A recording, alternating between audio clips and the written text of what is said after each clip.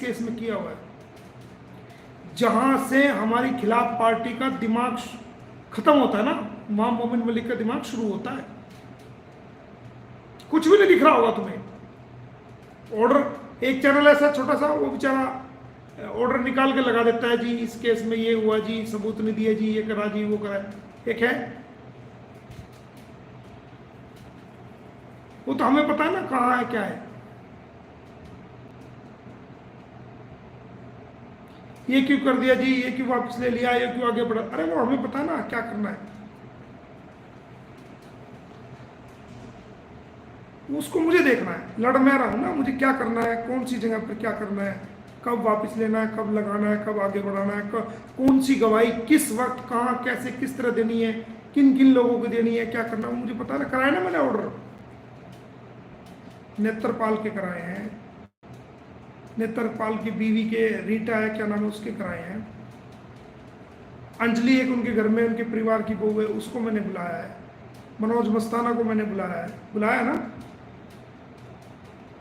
अब वो कहेंगे जी नोटिस नहीं मिला, नोटिस नहीं मिला है, भेजा भी है, दोबारा फिर भिजवाएंगे।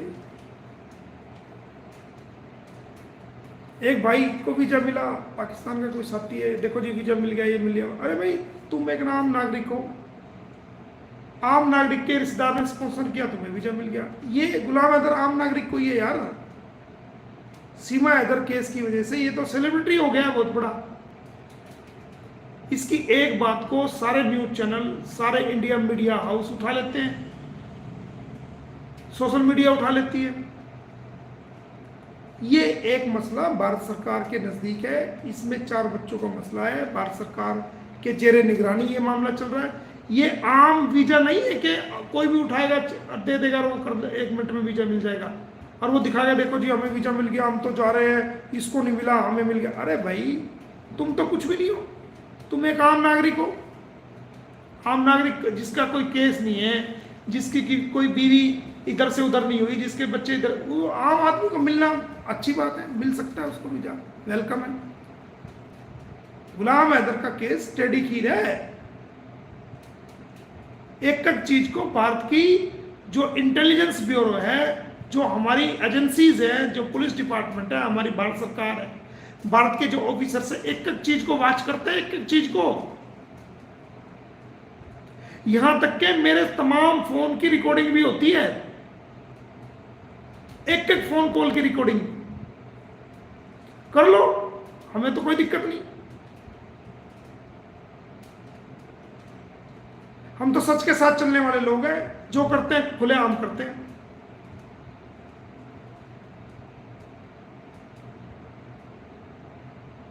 अपने देश हित को पहले समझते हैं, अपनी भारत सरकार को पहले समझते हैं, देश की भावनाओं को पहले समझते हैं। जो जेन्युइन और इंसानियत के खोज है उन्हीं के लिए सिर्फ लड़ते हैं, फालतू लोगों के लिए ना खड़े होते, ना फालतू लोगों को सपोर्ट करते, ना फालतू बकवास करते, ना फालतू किसी से बातचीत करते।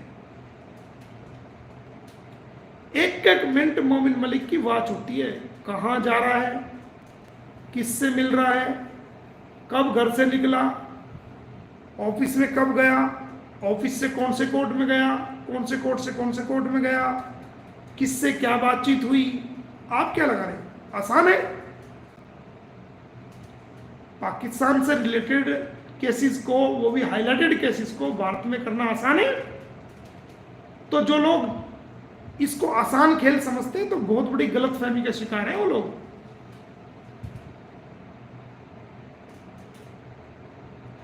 चौबीस घंटे मोमिन मलिक सर्वेलेंस पे होता है, 24 घंटे, एक एक मिनट की लोकेशन सरकार के पास होती है। हमारी एजेंसीज, जो हमारी इंटेलिजेंस ब्यूरो है, जो भारत सरकार है, सबके पास एक एक मिनट की लोकेशन, एक एक मिनट की बातचीत, एक एक मिनट का ब्यूरो होता है। 1 मिनट पहले कहाँ था मोमिन, 1 मिनट के बाद कहाँ है, 2 मिनट के बाद कहाँ होगा, कहाँ सोया, किससे मिला, कौन से केस करे, किस किस केसेस में अपील हुआ, कौन कौन से मैटर चले हुए हैं, किस अधिकारी से मिला, क्या बात रखी, कहाँ का लेटर आए, कौन कौन से रिप्लाई आए, कौन कौन से केसेस को आगे बढ़ाया, आज कौन सा केस किया, वो सारी चीजें भाई।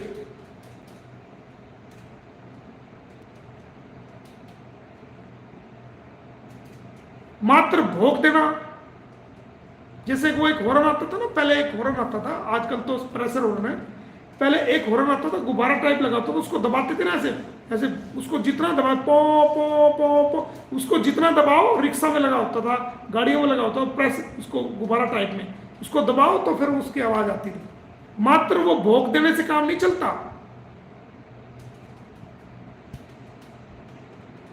जो लोग जो कर रहे हैं, जो फेस कर रहे हैं, जो लड़ रहे हैं कानूनी रूप से, जो स्टेप बाय स्टेप फूक फूक के रख रहे हैं, चल रहे हैं, हर कसौटी पर उम्मीद पर उतर रहे हैं, ईमानदारी के साथ चल रहे हैं, हर चीज का मुकाबला कर रहे हैं, पर्सनल अटैक का भी मुकाबला कर रहे हैं, पर्सनल बेइज्जती को जो हमारी की गई है,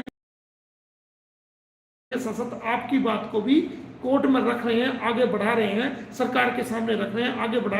हंसी खेल है क्या?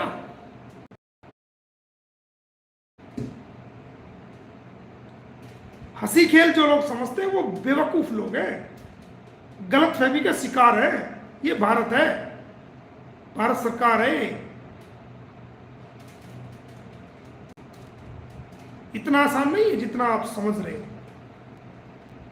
कोई भी उठाएगा माइक ऑन करेगा, मोमिन मलिक ने क्या कहा, मोमिन मलिक ने क्या करा, 2 साल होने जा रहे, ये कर रहे हैं, वो कर रहे हैं, वो कर रहे हैं, फला कर रहे हैं। अरे जितना मोमिन मलिक ने कर दिया ना, 2000 वकील नहीं कर सकते। 2000 वकील जो हम कर चुके वर्क अकेले होने के बावजूद, हमने मुकाबला भी किया है, तुम्हारे खिलाफ जो साजिशें थी उनको भी खत्म किया है, तुम्हारी बात को कोर्ट में भी रखा है, और सच्चाई भी दुनिया के सामने लेके आए हैं। और हम चाहते हैं तुम जीतो, तुम्हारे बच्चे तुम्हें मिले।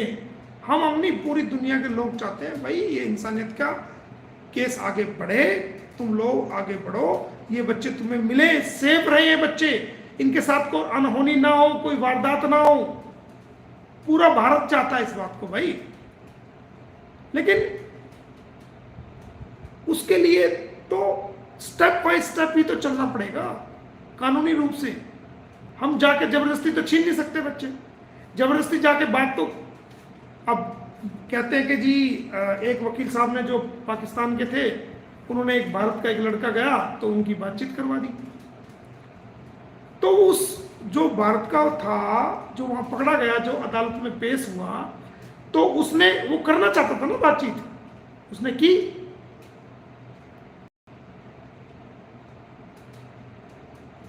ये सीमा हैदर की जब चार्जशीट नहीं आई और ये कोर्ट में पेश नहीं हो रही और ये बच्चे भी कोर्ट में नहीं जा रहे और वो उनकी कस्टडी में है, तो क्या कोई आदमी जाके उनसे जबरदस्ती बात करा सकता है? लो जी गुलाम हैदर की बात कराओ इनसे बच्चों से, नहीं हो सकती ना।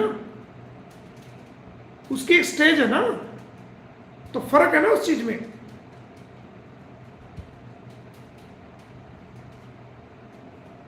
बात भी होंगी, मुलाकात भी होंगी, सारे काम होंगे, लेकिन हर चीज की एक कानूनी कार्रवाई है। कोई मकान बने, कोई मंजिल बने, उतनी सीढ़ियां बनती हैं, उतनी ज्यादा सीढ़ियां होती हैं। ऐसा नहीं है कि कोई इंसान उस मंजिल पर जाना चाहे और पहली सीढ़ी पे कदम रखे और फिर एकदम जो है वो 10वीं सीढ़ी पे कदम रख ले, ऐसा नहीं।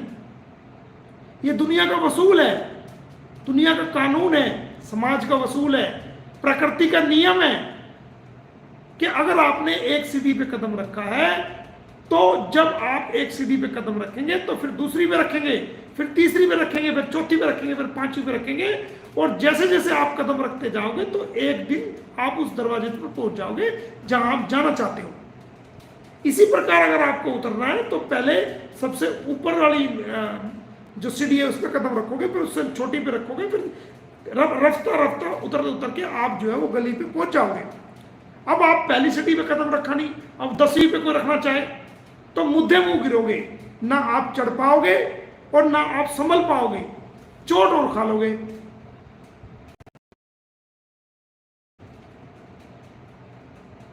तो हर चीज का तरीका है ना।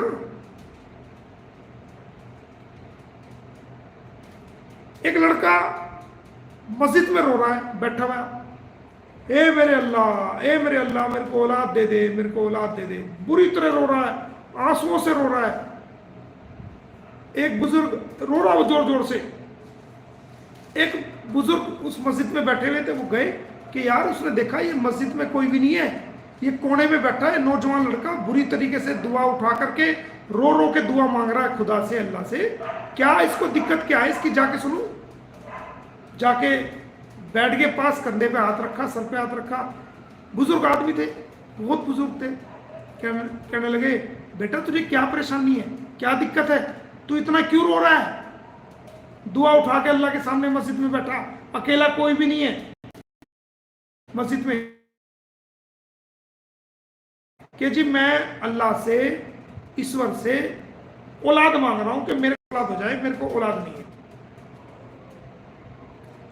तो उन बुजुर्ग ने कहा कि वेरी गुड, तू दुआ मांग रहा, तेरी ऊपर वाला जरूर सुनेगा और तेरे को औलाद जो है जरूर होगी। तो ये बता तेरी शादी कितने दिन हो गए हुए हुए? तो वो लड़का कहने लगा जी मेरी तो अभी शादी नहीं हुई। वो बुजुर्ग हैरान कह रहे हैं शादी नहीं हुई? अबे यार शादी नहीं हुई तो तू औलाद कैसे मांग रहा है?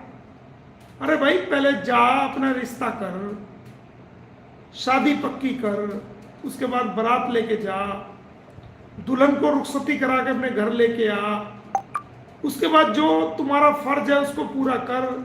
पूरा करते ही भी तुम्हें वेट करनी पड़ेगी 9 महीने तक। ऐसा नहीं है आज ही शादी करके ले आओ और अगले दिन कहने लगो जी हाँ औलाद पैदा हो जाए एक ही दिन में, ऐसा नहीं। पहले सगाई कर, शादी पक्की कर, बारात लेके जा, रिश्तेदारों को इनवाइट कर, खाना खिला उनको, और बीवी को लेके आ, उसके बाद जो तेरा फर्ज बनता है वो अदा कर, और 9 महीने से 10 महीने तक वेट कर और साथ साथ दुआ मांगता रहे। तो जब तू शादी करेगा, सगाई होगी, तेरे जो ना शादी पक्की होगी, तू बीवी अपने घर लेके आएगा और अपना फर्ज अदा करेगा, उसके बाद 9 से 10 महीने वेट करेगा, साथ साथ दुआ मांगता रहेगा, तभी तो बच्चा होगा। अब तूने शादी करी नहीं है, तू मांग रहा दुआ, ए अल्लाह मेरी शादी करा दे, शादी करा दे। तो उस नाअकल आदमी की समझ में बात आ गई कि ठीक कह रहे हो। फिर वो चला कि हाँ पहले शादी करूंगा, सगाई करूंगा, शादी करूंगा, और भाई उसके बाद जो है ना फिर 9 महीने 10 महीने वेट करूंगा, फिर रोज दुआ मांगूंगा, तब जो है ना मेरे को औलाद मिलेगी। तो उस बुजुर्ग ने रास्ता बता दिया ना। अब वो तो अनाड़ियों की तरह बस लग रहा है, बस दे दे, बस दे दे, औलाद दे दे, बस औलाद दे दे, बस औलाद दे दे। अरे भाई जो फॉर्मेलिटीज है वो तो पूरी कर, समय का इंतजार कर, वेट कर। एक सीढ़ी पे चढ़ के लास्ट वाली सीढ़ी पे मत चढ़, एकदम एक सीढ़ी चढ़, दूसरी चढ़, तीसरी चढ़, चौथी चढ़। ये कानूनी लड़ाई है भाई। तो उन लोगों को मैं कहना चाहूंगा जो लोग सवाल उठाते हैं, इतना आसान नहीं है। मोमिन मलिक की जगह बैठ के देखना, किसी दिन पता लग जाएगा। 1 घंटा नहीं निकाल पाओगे, 1 घंटा।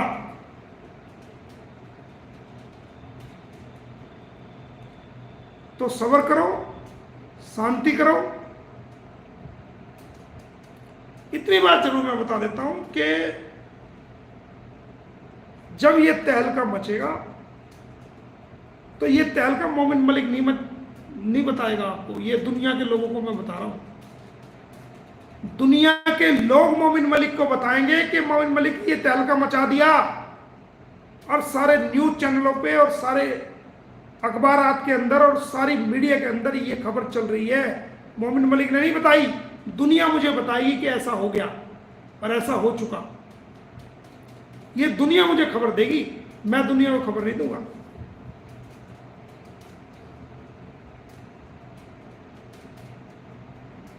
जहां इन लोगों की सोच खत्म होती है, मेरी शुरू होती है।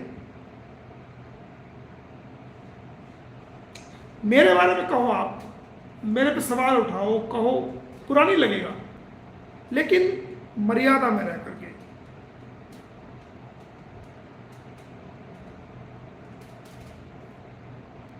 आम कोई लोग हो उसको भी तकलीफ होती है कि यार इतना सब मेहनत करने के बाद, सुनने के बाद, सहने के बाद, मुकदमे तक सहने के बाद ये क्या कहा जा रहा है, क्या बोला जा रहा है। लेकिन नहीं, मुझे कुछ भी फर्क नहीं पड़ रहा। मेरे खिलाफ चाहे आप 10 गुना भी बोलना शुरू कर दो, क्योंकि मुझे मेरा रब देख रहा है कि मैंने क्या किया हुआ है, कौन सी मेहनत की हुई है, कितनी की हुई है, और पहले कितनी कर रखी है, अब कितनी कर रहा हूं, और आने वाले समय में कितनी करूंगा। जिसके लिए मैं कर रहा हूं, जो मुझे जानता है, जो इसका मुझे बदला देगा, अच्छाई और बुराई का बदला खुदा देता है, परमात्मा ईश्वर अल्लाह देता है, इंसान नहीं देता। और जिस परमात्मा के लिए एक एक एक नोबल कॉज समझ के मैं कर रहा हूं, वो मुझे जानता है, वो मुझे हर समय देखता है। कोई मुझे देखे ना देखे, वो मेरे पल पल को देखता है, मेरी पल पल की मेहनत को देखता है, मेरी पल पल की सच्चाई और लड़ाई को देखता है।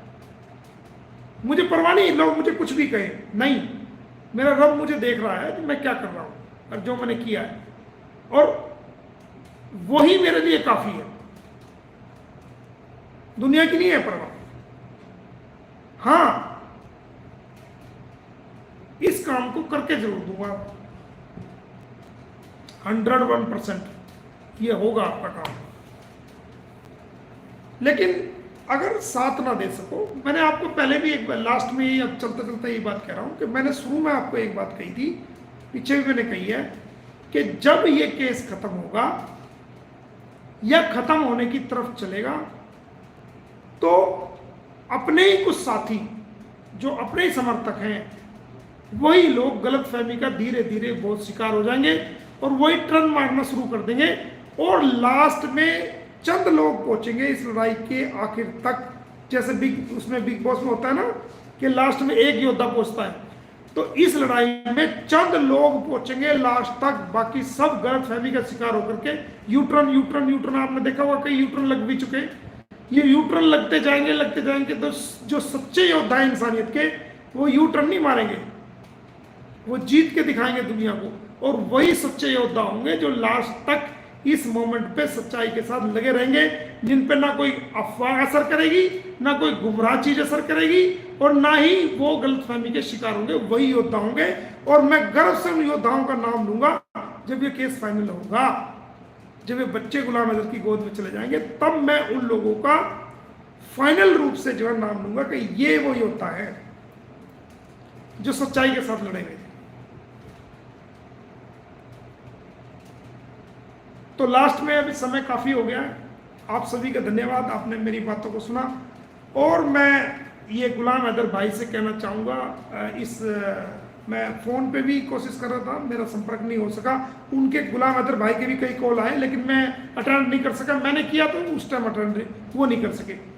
मैं यही रिक्वेस्ट करना चाहूँगा गुलाम हैदर भाई, एक तो आप अपना नंबर बदल लो और उस नंबर को किसी भी आदमी को मत देना। वो नंबर आपका अंसार बर्नी साहब के पास हो, वो नंबर जो आपके वहाँ के साथी हैं उनके पास हो, मेरे पास हो। भारत के लोगों को या दुनिया के दूसरे लोगों को किसी को भी वो नंबर बिल्कुल भी शेयर नहीं करना, वरना तो आप जो आप ये जीत की तरफ आप चल चुके हो, फाइनलाइज की तरफ आप चल चुके हो, यही लोग आपको जो है वो जीत से जाने से रोकने वाले यही लोग होंगे जो लोग आपको गुमराह कर रहे हैं। एक तो सबसे पहला नंबर बदलो, दूसरी बात अपनी भाषा में सुधार लेके आओ। किसी के प्रति भी आज तक, ठीक है गुस्सा हो आप, मैं मानता हूं बच्चे हैं आपके, आप वारिस हो, लेकिन आप विरोध करो, लेकिन कोई भी गलत भाषा का प्रयोग किसी के प्रति कोशिश करो कि ना हो, आपके साथी भी ना करें, आप भी ना करो, ताकि आप भारत में आओ तो आपको फुल सपोर्ट हो सके लोगों की भी, और हर जगह से आपको सपोर्ट मिल सके। हम लोग भी आपके साथ खड़े होकर के जैसे भी हैं आपकी खूब मदद कर सकें। और इसके अलावा जो दूसरे हमारे साथी भाई हैं, उनसे भी मैं कहना चाहूँगा कि आप डॉक्टर एपी सिंह का जितना विरोध कर सकते हो सामाजिक रूप से वो करो। उनकी गलत बातों को आपको लगता है कि ये गलत बात है तो आप उनका विरोध करो, लेकिन किसी भी गाली गलौज से, आप शब्दों से, गलत बातों से उनका को डिनोट ना करो, ये मेरी रिक्वेस्ट है। अगर कोई ऐसा करेगा तो मुझे बुरा लगेगा। मेरा वो वकील साथी हैं, मैं नहीं चाहूँगा कि उनके परिवार के प्रति, उनकी बहन या बेटियों के प्रति कोई भी किसी प्रकार का कोई गलत शब्दों का प्रयोग किया जाए। हाँ, उनका जितना विरोध हो सके वो सामाजिक रूप से जो आपको गलत लगता है उसका आप अपनी बातों से तर्क वितर्क के माध्यम से आप रखो, वो उसमें कोई माध्यम नहीं। आपको जो है अपनी बात रखने का राइट है, फंडामेंटल राइट है।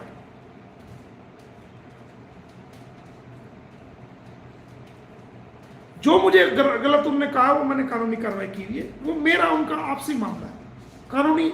इसमें मेरे जूनियर्स को या मेरे किसी टीम को या मेरे परिवार के लोगों को, खुद को, मेरे भाई को या किसी को राइट नहीं है, और ना मैं ऐसा करने दूंगा, क्योंकि ये मैटर अब बिल्कुल खत्म और एंड की तरफ आ गया है।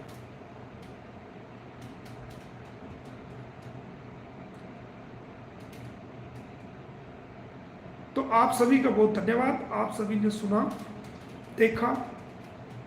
किसी को मेरी कोई गलत बात लगी हो तो मैं बुरे दिल से कभी भी कोई गलत बात नहीं कहता हूं। कोशिश करता हूं कि अच्छी बात मुख से निकले, अच्छे विचार निकले, आप लोगों तक अच्छे विचार पहुंचे, अच्छी बात आप तक पहुंचे, ताकि समाज के अंदर बुराई खत्म हो, अंधेरा खत्म हो, रोशनी फैले, अच्छाई की तरफ हम चले, इंसानियत की जीत हो, इंसानियत के स्टेप हम सीखें और इंसानियत को आगे बढ़ाएं और खुद भी फले फूले और दूसरों को भी हम मौका दें और आगे बढ़ें और अच्छी बातों का पालन करें। तो इन्हीं बातों के साथ आपका बहुत बहुत धन्यवाद, बहुत बहुत शुक्रिया। तो ये अपडेट मैंने देनी थी कि इनके दोनों केस वो डिसमिस हो चुके हैं, इनकी हार हो चुकी है बुरी तरीके से, जो एलिगेशंस लगाए थे वो धराशायी हो चुके हैं, और गुलाम हैदर के रास्ते में जो वीजा में रुकावट डालने की कोशिश की थी वो भी खत्म हो चुकी है। अभी अपील में गए हैं, वहाँ भी इनकी डिसमिस होगी, ऐसा हम माननीय न्यायालय से उम्मीद करते हैं, क्योंकि वो सारा झूठ पर आधारित है, तथ्यहीन है, सारे एलिगेशंस हैं, फेक है वो। तो आप सभी का धन्यवाद, थैंक यू।